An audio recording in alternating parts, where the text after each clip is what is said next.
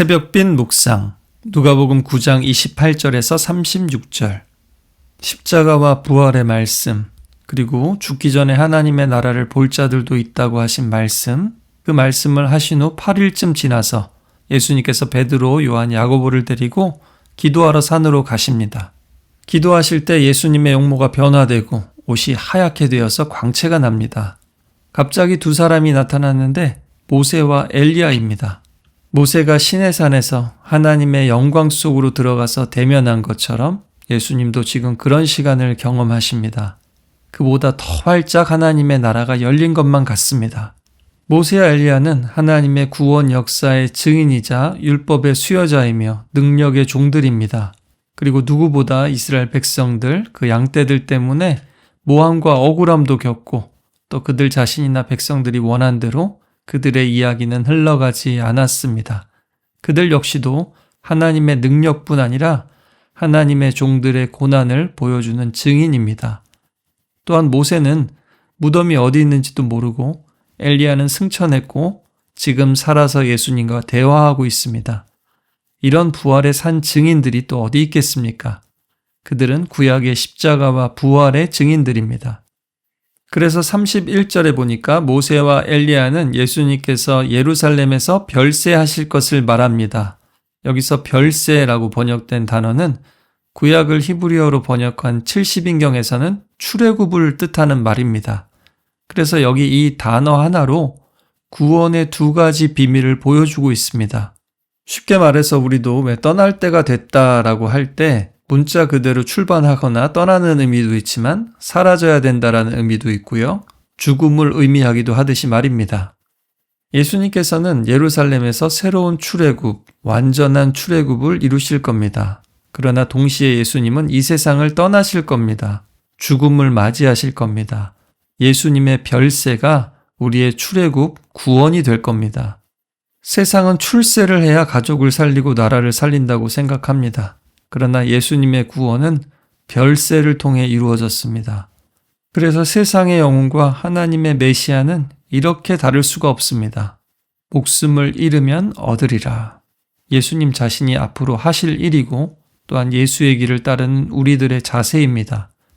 누군가는 순교할 수도 있겠지만 우리의 일상에서는 바로 이렇게 출세라는 세상의 가치, 세상의 그 전형적인 사고 방식을 거스르는 별세의 가치를 가지고 살라는 겁니다. 물론 이 시대에도 요셉처럼 다니엘처럼 하나님께서 출세시키는 하나님의 사람들이 분명히 있을 겁니다. 또 이미 우리 가운데도 그런 사람들이 있습니다. 그러나 그 동기와 목적과 과정이 세상에 출세한 사람들과 다르다는 겁니다. 이미 그들의 삶이 증명하듯이 말입니다. 베드로와 요한, 야고보가 깊이 졸다가 잠이 확 깹니다. 이걸 보면 이게 너무 평범하고 지루하게 그냥 아무 일도 일어나지 않을 것 같은데 예수님과 제자들이 기도하고 있었다. 이런 걸 알 수 있습니다. 우리의 기도 시간도 그럴 수 있다라는 거죠. 그럼에도 이 시간이 얼마나 중요한지 기억하고 함께 깨어있기를 원합니다. 제자들이 영광 중에 계신 예수님과 모세와 엘리야를 봅니다. 얼마나 놀랐겠습니까? 자다가 반사적으로 말합니다.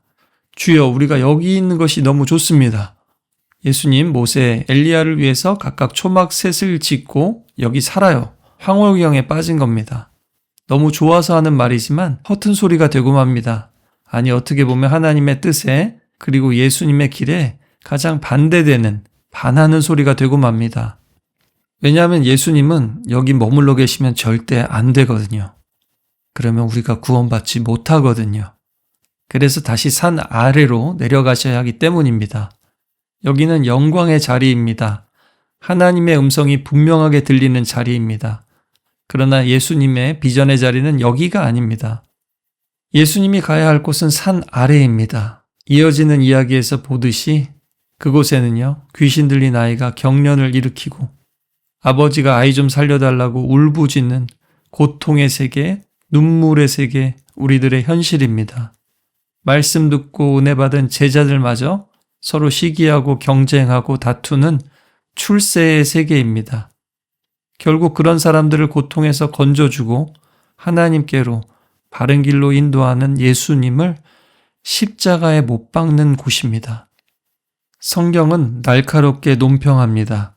자기가 하는 말을 자기도 알지 못하더라.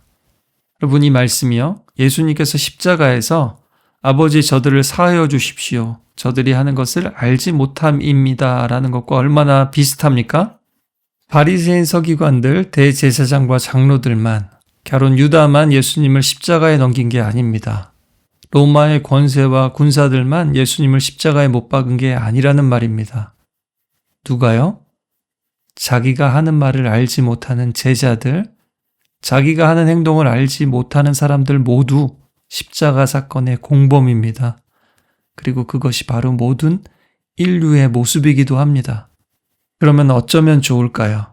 앞서 예수님께서 요한에게 세례를 받으실 때 하늘에서 음성이 들렸습니다. 그리고 오늘 구름 속에서 또 하나님의 음성이 들립니다. 나의 아들, 곧 택함을 받은 자니 너희는 그의 말을 들으라. 우리는 하나님 아버지의 말씀을 들어야 합니다. 예수님의 말씀을 들어야 합니다. 바로 앞에 제자들에게 하신 예수님 말씀을 기억해 본다면 십자가와 부활에 대한 말씀을 특별히 잘 들으라는 겁니다. 구름도 영광도 사라집니다. 소리도 그칩니다. 그리고 오직 예수만 보입니다. 그들이 그때는 아무 말도 못합니다. 그러나 나중에 십자가만 보입니다. 예수님조차 보이지 않았습니다. 그러나 다시 보였습니다. 그들 앞에 서 계신 부활하신 예수님이요. 그리고 그들은 그 의미를 깨닫고 전하고 기록하고 정말 해야 될 말을 하고 정말 해야 될 일을 했습니다. 이제는 그들이 무슨 말을 하고 있는지, 무슨 일을 하고 있는지 너무나 잘 아는 사람이 되었습니다. 그런 사람들이 있는 곳이 교회입니다. 교회에는 하나님의 영광이 있습니다. 하나님의 음성이 있습니다. 교회는 세상과의 싸움을 위한 훈련소입니다. 교회는 또 세상과의 싸움에서 지치고 부상당한 사람들의 병원이고 휴식처이기도 합니다. 우리는 교회에서 하나님의 영광과 능력을 보고 또 음성을 들어야 합니다. 또 치료받고 충전받고 훈련받고 무기도 준비해야 합니다.